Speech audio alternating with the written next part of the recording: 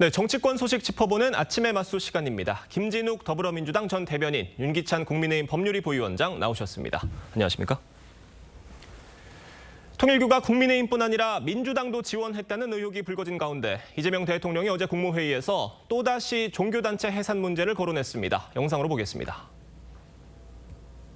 법제처장님, 저번에 제가 말씀드린 거 종교단체 정치 개입하고 불법 자금으로 이상한 짓 하고 하는 거 해산 방안 검토하라고 한 거 하셨어요? 예, 검토해서 보고서 제출했고 그 다음 주 국무회의에서 보고하는 것으로. 개인도 범죄를 저지르고 반사회적 행위를 하면 제재가 있는데 법인격 제도, 헌법과 법률에 위반되는 지탄받을 행위를 하면 해산시켜야지.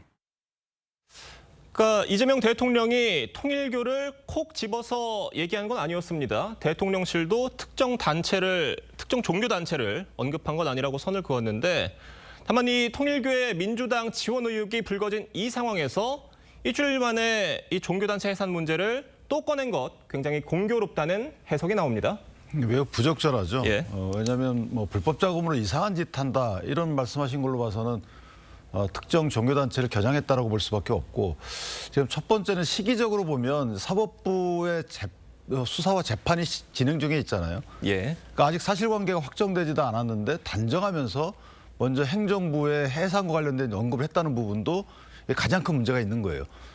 물론 뭐 잘못했는지 가려지게 되면 거기에 적당한 처분을 받는 것은 당연하겠지만 아직 사실관계가 확정도 안 됐는데 행정부 수반인 대통령께서 저런 말씀하신다는 거 성급했다라는 생각이 드는 거고, 또 하나 종교단체 해산이라는 문제를 함부로 얘기를 하면 안 되는 거죠. 물론 재단법인과 사단법인 허가 취소 조항이 있지만 예. 대통령께서 저 부분을 저렇게 얘기한다는 거 듣기에 따라서 약간 감정적인 어떤 감정 실려 있는 듯한 이런 뉘앙스로 얘기하신다는 건 매우 부적절하다 이렇게 생각합니다. 어떻게 들으셨습니까? 저는 일단 첫 번째로 짚어야 될 거는 특정 종교에 대한 해산을 말씀하신 것이 아니라 종교 재단에 대한 해산도 검토해 볼 수 있다라는 측면인데, 이 부분은 왜 그러냐면 이 정교 유착이라는 것, 그런 거, 이 부분에 대해서는 어떤 여야 진영의 문제는 아니다. 분명하게 어떤 위법적이거나 위헌적인 부분이 있다면 이 부분에 대해서 처벌받아야 된다는 건 당연하다는 원칙적인 입장이다라는 부분을 하나 말씀드려야 될 것 같고요.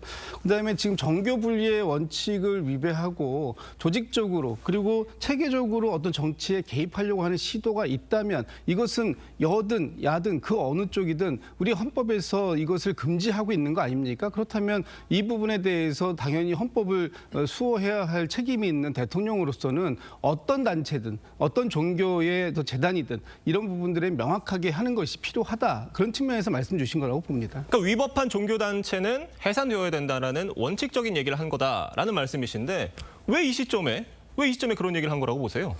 지금 이 부분에 대해서는 우리 그 사회에 대한 어떤 경각심을 일깨워주는 차원이 있다라고 봅니다. 지금 어쨌든 뭐 특정 종교로 지목이 되긴 하지만 그런 종교가 여야를 가리지 않고 정치권에 줄대기 하는 모습들, 이런 것들을 통해서 계속해서 종교의 세를 확장하고 그 종교를 유지해 가려고 하는 모습들이 나오기 때문에 그런 부분들은 우리 헌법에서 규정 짓고 있는 이 정교 분리의 원칙을 정면으로 위반하고 있다. 이런 것을 지금 보이면서도 그걸 알면서도 아무런 조치, 아무런 언급을 하지 않는 것, 이거야말로 직무를 유기하는 것이다라고 볼 수 있기 때문에 시점의 문제가 아니라 이런 상황이 나왔다면 반드시 이 부분에 대해서는 어떤 조치가 필요하다라는 아주 기본적인 원론적인 입장이다, 이렇게 보고 있습니다. 자, 종교단체 해산이 법적으로 가능은 한 것인가? 이걸 두고도 논란입니다. 대통령은 헌법을 언급을 했었는데 조은철 법제처장은 민법 얘기를 했어요. 그러니까 종교분리 원칙을 정한 헌법에 근거해서 해산은 불가능하죠. 예. 그리고 종교단체 해산이라는 단어도 적절치 않습니다. 그러니까 종교단체가 운영하는 재단이나 사단에 대해서 허가 취소라는 절차가 가능하죠. 이거 민법 조항에 근거한 겁니다. 예. 근데 이건 제재 수단으로서 하는 것이 아니고, 만약에 허가 취소 사유가 뭐냐면 공익을 침해하는 행위, 이게 지속되게 되면 이걸 돌려놓기 위해서 제재가 아니고 회복하는 측면이거든요. 그렇다면 이 위법 상태가 지속돼야 돼요. 그러니까 정치 헌금을 한두 번 주고 이런 걸로 개인적 비리 일탈로 하는 것이 아니고 해당 종교단체가 위법 행위를 지속적으로 해야 돼요. 그래서 이걸 막기 위해서 해산하는 거거든요. 예. 그런 경우에만 해산이 받아들여지는 것이지 이렇게 제재 수단으로 해산하는 경우는 불가능한 거고요. 이렇게 따지면 정치 자금을 과거에 줬던 기업들 다 해산해야죠. 앞뒤가 안 맞는 말씀을 하시는 거고 대통령께서 재산 언급도 한 부분도 적절치 않아요. 재산을 뭐 국가에 귀속시킨다 이런 아니 대통령께서 어떻게 그런 말씀을 법조인이 하십니까? 있을 수 없는 얘기예요. 그러니까 조원철 법제처장한테 검토해보라고 말씀하셨지만 예. 언급하는 그 한마디 한마디가 저는 법치국가에서 있을 수 없는 말씀들을 하고 계시다. 제가 거듭 말씀드리지만 어떤 판결이 결과가 나온 이후에 거기에 대해 적절한 조치를 주문하는 건 있을 수 있지만 그렇지 않고 판결 나오기도 전에 저렇게 선제적으로 저런 무거운 말씀을 하신다. 저는 이건 정말 있을 수 없는 일이라고 생각합니다. 네, 이재명 대통령의 국무회의 발언을 놓고 통일교를 향한 공개 협박이라는 주장도 나왔습니다. 한동훈 전 대표 얘기 들어보겠습니다. 통일교가 민주당 쪽 준 돈 불면 죽이겠다. 전 이런 저열한 공개적 협박이라고 생각합니다. 무슨 마피아 영화 찍습니까? 저는 이건 그냥 내일 재판에서 민주당 쪽 돈 준 거 불지 말아라. 불면 죽인다. 이런 얘기다. 그러니까 이재명 대통령의 말이 윤 전 본부장을 향해서 지금 이 사태 더 키우면 뭐라 더 하나 더 얘기하면 통일교 큰일 난다 라는 취지로 말했다는 게 한동훈 전 대표의 해석이거든요. 근데 결과적으로 지금 이런 상황이 이런 말들이 있기 때문에 오늘 결심 공판에서 윤영호 전 본부장이 어떤 말을 할지 더 주목이 되는 것 같습니다. 만약에 뭐 여러 가지 이야기가 나오는 뭐 민주당 정치인들의 실명을 거론할지 말지 주목이 되고 있는데 거론을 하지 않는다고 하더라도 그건 그거대로 파장이 있을 것 같아요. 지금 이미 뭐 그 윤영호 본부장이 특검에서 조사를 받을 때 민주당 쪽에도 이미 여러 번 접촉을 했었다. 또 예. 구체적으로 접촉한 사람들의 실명까지도 특검에서 얘기했다라는 것들이 언론 보도를 통해서 나오고 있지 않습니까? 그렇기 때문에 윤영호 전 본부장이 오늘 결심 공판에서 어떠한 발언을 하든 이미 그것은 활시위가 떠나 있는 상황입니다. 그리고 국수본으로 이미 특검에서도 이 사건을 이첩했기 때문에 예. 이제 본격적인 수사가 진행될 거예요. 그렇기 때문에 대통령께서 무슨 말씀을 하셨건 안 하셨건 관계없이 이것은 이미 활시위를 떠나 있는 상황입니다. 그런데 누가 그걸 어떻게 붙잡을 수 있습니까?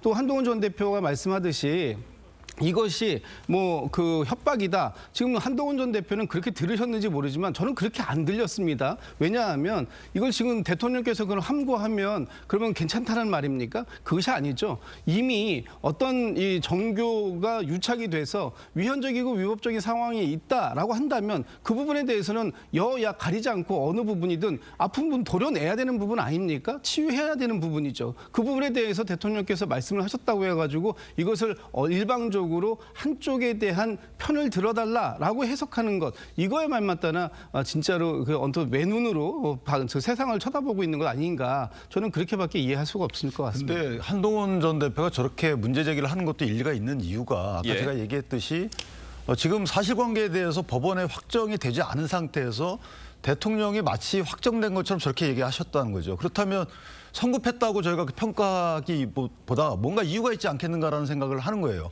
왜 하필 저렇게 성급하게 얘기를 2번씩이나 하셨을까? 그러면 뭔가 이유가 있지 않겠습니까? 이게 왜냐하면 법질서를 결혼하고 있는 것들이 확정이 되고 이게 지속된다면 대통령이 급박하게 얘기할 수 있지만 그렇지 않다면 또 다른 이유가 있지 않고는 저렇게 할 이유가 없다. 따라서 한동훈 대표 저런 문제제기 공간을 대통령께서 만들어주신 거다 이렇게 생각합니다.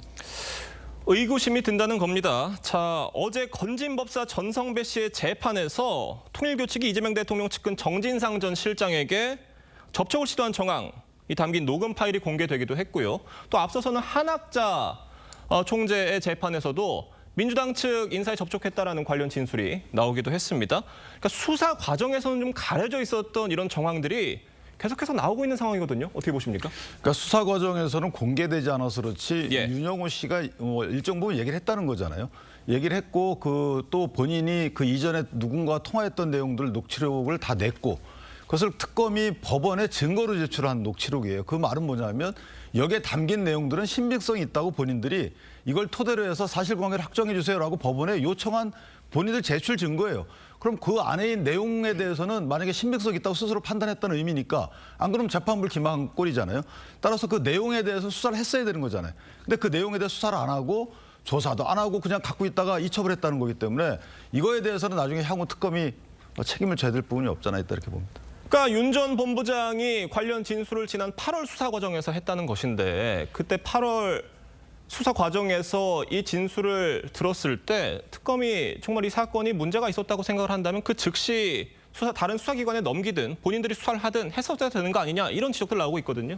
뭐 그거는 이제 특검에서 수사가 지금 김건희 특검에서 16가지 혐의에 대해서 조사하고 있었고 또 그 혐의를 조사하는 가운데에서 다른 혐의점들이 발견된 부분들이 있었기 때문에 이 특검에서 어떤 것들을 우선순위로 조사할 것인가 하는 부분에 대해서 자체적인 판단을 어떤 방식으로 했는지 그 부분은 특검이 설명해야 할 부분이 분명히 있을 거라고 봅니다. 예. 다만 지금 김건희 특검에서 이 부분에 대해서 이번에 이첩을 했다. 비록 그 8월에 확인을 해놓고 왜 넉 달 동안 묵혔느냐 하는 부분에 대한 비판은 있을 수는 있습니다만 그렇다고 해서 이 부분을 덮으려고 했다라는 의지가 있었다면 사건 번호조차도 부여하지 않았을 것이다. 그리고 그 사건 번호를 부여했다라는 뜻은 이 부분에 대한 확인, 문제의 필요성은 분명히 그 인식을 했고 이것을 갖다가 언제 어느 시점에 그 관련 기관에 이첩할 것인가 예. 하는 부분에 대해서는 특검의 판단이기 때문에 그런 부분들은 이해하는데 지금 이 부분에 대해서 국민의힘이 너무 과도하게 민중기 특검을 공격하고 있다. 특히 이 특검을 비판하기 위해서 그동안 김건희 씨와 관련된 많은 의혹들이 세간에서 나왔던 의혹들이 이 특검을 통해서 사실관계가 많이 파악된 부분도 있습니다. 그럼에도 불구하고 이 특검 전체를 흔들기 위한 명분으로서 이 부분을 공격하는 것 이것은 바람직한 것은 아니지 않을까라는 생각을 해봅니다. 그러니까 지금 논란이 되는 게 윤 전 본부장의 진술, 민주당에도 지원을 했다는 그 진술에 대해서 사건 번호를 언제 부여를 했는지, 언제 이거를 수사가 필요하다고 결정을 했는지 이건 특검이 밝혀야 되는 문제라는 지적이에요. 그러니까 뭐 일부 언론 보도에 따르면 이게 8월 달에 그런 진술을 했다는 거잖아요. 윤영호 씨가. 예. 그럼 거기에 대해서 수사를 바로 했거나 조사를 했어야 되는데 안 하고 있다가 11월 달에 비로소 사건 번호를 부여했다는 거예요. 그 사건 번호도 이게 저희가 입건전 조사를 해서 옛날 내사 개념인데 자, 입건전 조사라는 거 뭔가 문제가 있기 때문에 조사를 해봐야 되겠다라고 여기는 거거든요. 예. 그럼 미리 했어야죠. 해가지고 입건전 조사를 해봤더니 범죄 혐의가 있더라. 그러면 입건을 해서 수사를 하면 되는 거고 범죄 혐의가 없더라면 정결하면 될 것을 왜 3, 4개월 동안 아무것도 안 하고 있다는 거예요. 이게 덮었다라고 저희가 볼 수밖에 없는 거 아닌가요? 그러다가 윤영호 씨와 관련된 여러 얘기가 법정을 통해 나오게 되니까 그때 부랴부랴 입건전 조사를 하면서 사건을 경찰로 넘겼어요. 근데 이것도 웃긴 게 자, 경찰로 넘겼습니다. 근데 현 정권과 관련된 인사에 대한 수사인데 특검이 안 하고 경찰로 넘겨요. 예. 뭔가 앞뒤가 안 맞잖아요. 특검 출범 취지하고 안 맞는 거고. 또 하나 윤 전 대통령에 대한 선거법 위반 사건은 원래 지난달 24일인가 25일 날 이거 수사 범위가 아닙니다라고 하고 특검이 경찰로 넘겼다가 최근에 다시 갖고 왔어요. 이거하고 저거하고 비교해 보면 전 정권과 국민의힘 관련된 인사들은 전부 특검이 하려고 하고 나머지 현 정권과 전 문재인 정부 시절의 인사들에 대해서는 전부 다 안 하고 있다 경찰로 넘기고 뭔가 이상하잖아요. 기준이 딱 나오는 거 아닙니까? 그러니까 수사 과정에서 추가적으로 인지된 범죄 행위에 대해서도 수사할 수 있게 되어 있는 게 특검법인데 왜 같은 윤영호 전 본부장의 입에서 나온 말을 두고 국민의힘만 특검이 수사를 하고 민주당과 관련해서는 경찰로 넘기느냐 이런 지적이에요. 그러니까 그런 형평성과 관련돼서 민중기 특검, 김건희 특검을 비판할 수 있다고 봅니다. 예. 그러나 지금 현재 민중기 특검에서 16가지 혐의 중에서 구체적으로 지금 그 수사를 완료하고 그래서 기소하고 재판에 들어가 있는 건이 4건밖에 안 됩니다. 그렇다면 나머지 한 6, 7건에 대해서는 그 민중기 특검이 덮어준 거냐, 봐주기 수사한 거냐 이렇게 얘기할 수는 없는 거 아닙니까? 그러니까 특검에서도 어느 정도의 우선순위를 가지고 사건을 갖다가 수사하고 진행했을 텐데 이 부분에 대해서 추가적으로 특검에게 소명하라고 얘기할 수는 있을지 몰라도 그렇다고 해서 이것이 어떤 특별한 의도를 가지고 있다라고 얘기하는 것은 너무나 과도하게 정치적으로 해석하고 그것을 저 특검을 공격하는 수단으로 지금 사용하고 있다. 이렇게 해석할 여지가 충분히 있다라고 보여지는 겁니다. 알겠습니다. 자, 다음 소식 짚어보겠습니다. 정기국회 마지막 날까지 여야의 극한 대치는 이어졌습니다. 국민의힘은 8대 악법 철회를 요구했지만 민주당이 받아들이지 않자 무제한 토론에 돌입을 했습니다. 첫 주자인 나경원 의원 발언 땐 우원식 의장이 마이크를 꺼버리는 이례적인 상황까지 벌어졌습니다. 영상으로 보겠습니다.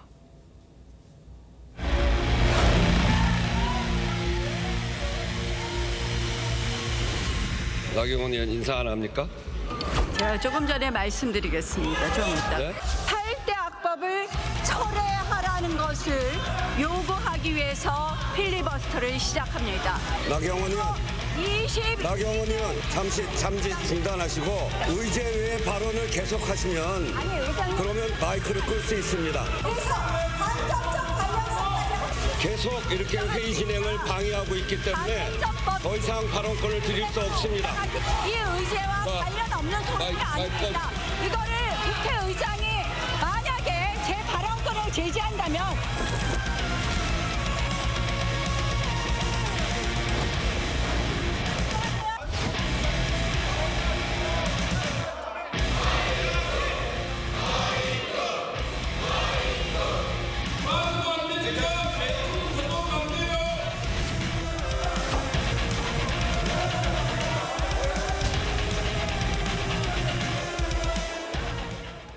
인사를 안 했고 마이크를 껐습니다. 고성과 막말로 얼룩진 정기국회 마지막 날 본회의 모습이었습니다. 어떻게 보셨어요?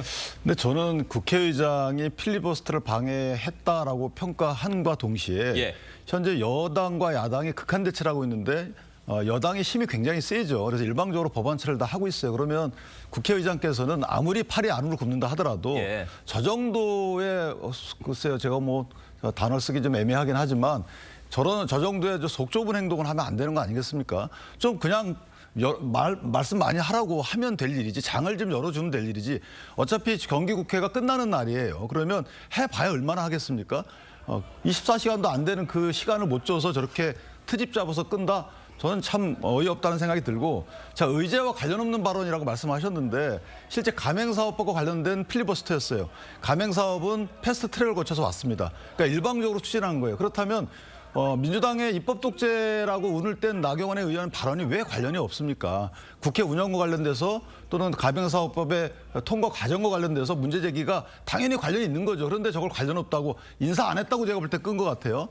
저렇게 국회의장직을 운영하시면 안 됩니다. 다소 단정적인 표현이 있었지만 필리버스터라는 게 결국 소수 야당의 최후의 저항 수단 중에 하나인데 그걸 국회의장이 저렇게 마이크를 꺼버리면 되겠느냐라는 지적이셨어요. 저는 국민의힘이 이 필리버스터를 악용하고 있다고 봅니다. 필리버스터라는 게 뭡니까? 법안에 대해서 문제점을 있기 때문에 무제한 토론을 통해서 그 부당함을 국민들께 알리고자 하는 것이 필리버스터의 본 뜻 아닙니까? 그런데 지금 국민의힘에서 민생법안과 관련된 부분도 필리버스터를 합니다. 근데 저 가맹사업법에 대해서 문제 제기를 하는 게 아니라 지금 아까 말씀하셨잖아요. 8대 악법을 저지시키기 위해서 민생법안을 끌고 들어가서 볼모로 삼은 거예요. 이런 행위 자체가 이미 필리버스터의 그 근본적인 뜻을 오용하고 있다, 남용하고 있다. 그래서 지금 국민의힘이 이렇게 악용하는 모습을 보여주기 때문에 안 된다는 말씀을 드리는 거고, 말씀 주셨습니다. 어제로서 정기국회가 끝나는 상황이었어요. 그리고 오후 4시가 넘어서 필리버스터 시작했기 때문에 예. 길게 해도 8시간밖에 못 해요. 그럼에도 불구하고 의장이 이것을 중단시킨 이유는 국회법을 지금 나경원 의원 정면으로 위반하고 있었기 때문에 그렇습니다. 국회법에 보면 국회의장이 본회의장의 질서 유지를 할 수 있는 권한이 있습니다. 국회법 145조가 그렇게 규정하고 있어요.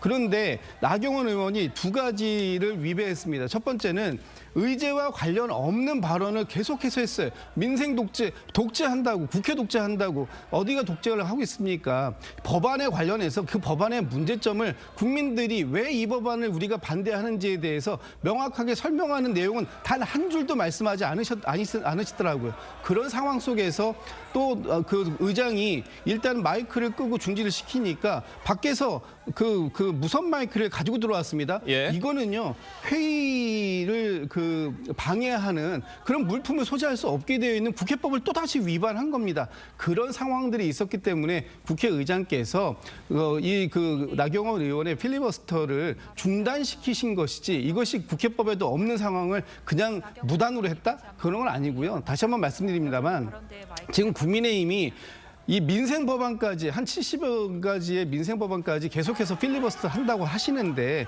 이렇게 하면은 국민의힘은 국민들에게 정말 지탄받습니다. 지금 본인들이 반대하시는 뭐 쟁점 법안이라든지 이런 부분들은 어쩔 수 없다 치더라도 민생법안만큼은 통과시키는데 협조를 해야 되지 않겠나 싶습니다. 내란전단 재판부 만드는 거 법외국제 이거 다 철회하세요. 할 거 다 하면서 자꾸 민생 들먹이시는데 그렇게 민생이 중요하면 몇 가지 양보해야 될 거 아니겠습니까? 아니 민생 통과를 그렇게 외치면서 몇 가지 양보도 안 하고 지금 필리버스터 10시간, 11시간 한 사람들이 법안 설명 이외에 뭐 다른 말 안 했겠습니까? 그때는 왜 가만히 있었습니까? 두 번째는 강선 의원도 마이크 차고 들어왔는데 우현식 의장 그거 못 봤다고 지금 하고 있는 거예요? 이거 편파적 아닙니까? 아무리 해석권이 있다 하더라도 편파적 저렇게 하시면 저 의장 자격이 없는 거죠. 또 개인 마이크 얘기를 해주셔가지고 강선우 의원이 지난 4월 대정부 질문 때도 개인 마이크를 차고 들어왔었던 적이 있었는데 지금 이 지점에 대해서 국민의힘에서도 왜 나경원 의원에 대해서만 그 부분 제재를 하느냐라는 비판이 어제 현장에서 나왔거든요. 우원식 의장은 지난 4월은 본인이 몰랐다 이렇게 얘기를 했습니다. 몰랐던 사안에 대해서 책임져라. 그것도 과거의 그 일을 갖다가 소급해서 책임져라. 그렇게 말씀 주시는 것도 좀 저는 뭐 더 온당치 않다고 보고요. 지금 어제는 너무나 명확한 상황이었습니다. 나경원 의원께서 필리버스터를 하는 과정 속에서 분명히 국회법을 위반했던 어떤 상황들이 현장에서 목격이 되었고 그 부분에 대해서 그럼 지난번에 그런 사례가 있었으니까 이번에도 그럼 그런 사례를 용인해라라고 얘기하는 것 이 자체는 과거의 죄에 대해서도 현재의 죄를 묻지 마라. 이렇게 얘기하는 거고 똑같기 때문에 그 부분은 그렇게 말씀 주시면 안 될 것 같고요. 어쨌든 국민의힘이 지금 민생 법안까지 볼모로 삼고 있다는 것, 이 부분에 대해서는 너무나 명확하다라는 점을 다시 한번 말씀드립니다. 아니 나경원 의원의 발언에 대해서 의장께서 얼마나 들었습니까? 그 뒤 이어서 가맹사업법 관련된 의제가 있는지 없는지 어떻게 알아요? 그렇지 않은 상황에서 그냥 애써 인사 안 했다고 저렇게 발언도 못하게 하는 거. 이건 뭐 근대 국가, 현대 국가의 국회는 아니죠. 알겠습니다. 고성과 막말로 얼룩진 정기국회 마지막 날 본회의 모습까지 자세히 짚어봤습니다. 두 분 말씀 여기까지 듣겠습니다. 감사합니다.